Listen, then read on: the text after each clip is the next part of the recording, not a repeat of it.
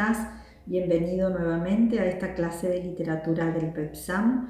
Esta vez trabajaremos con Manuel Mujica Lainez. Mujica Lainez fue un narrador argentino y crítico de arte. Nació en Buenos Aires en 1910 y falleció en la Cumbre Córdoba en 1984. Mujica Lainez perteneció a una familia cultivada, ilustrada, hecho que influyó en su vocación literaria. También vivió en Europa unos años de su adolescencia y, por ejemplo, se cuenta que en París ya escribía muy bien siendo adolescente y su profesor lo felicitaba.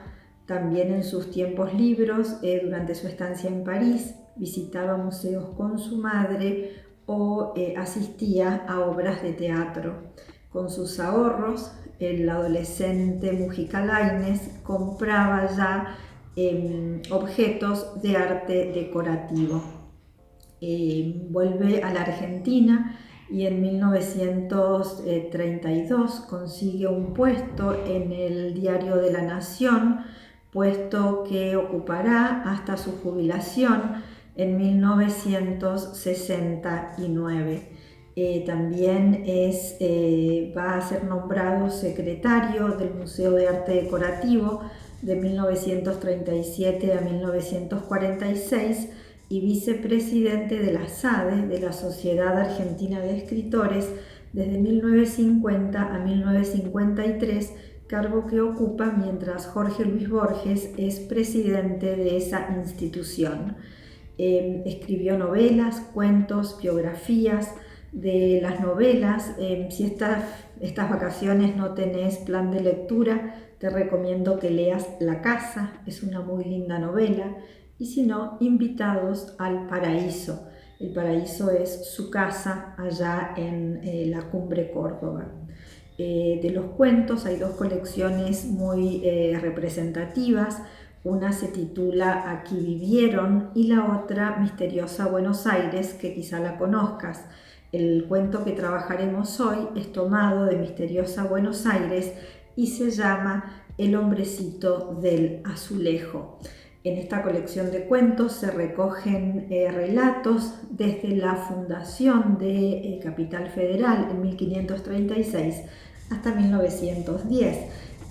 La característica, podríamos decir, de los cuentos de esta colección y en especial del cuento que vamos a trabajar es que se combinan personajes reales con personajes ficticios, es decir, el autor nombra en el cuento personajes que de verdad existieron, junto con otros que son de su invención. Otro dato también importante en este cuento es la combinación de las costumbres locales con las costumbres cosmopolitas o europeas. Te invito a que busques en el texto, eso es una de las preguntas, es decir, aquellas costumbres nuestras y aquellos datos más europeos que el autor incluye. Otro elemento que hay que considerar en la lectura de este cuento es también la conjugación del realismo con los elementos fantásticos. Es decir, que el autor relata un hecho, podríamos decir realista, y a la vez le suma, es decir, intercala el dato fantástico. Por ejemplo, el hombrecito del azulejo va a ser un dato fantástico. También te invito a que descubras la riqueza del lenguaje que el autor utiliza. Es una prosa sencilla pero cultivada, ¿no? Es elegante, podríamos decir. Y también a que encuentres y descubras los tonos en el cuento. Los tonos son aquellos sentimientos, aquellas actitudes que el narrador tiene frente a un hecho o a un personaje. Hago hincapié en los tonos porque aquí son variados. Vamos a encontrar un tono alegre, triste, burlesco, solemne, íntimo. En fin, hay una combinación y variación de tonos. Bueno, dejo una guía de preguntas que quizá te ayuden a profundizar en este análisis, pero sobre todo espero que disfrutes el cuento, que es de veras muy, muy tierno. Hasta el próximo encuentro.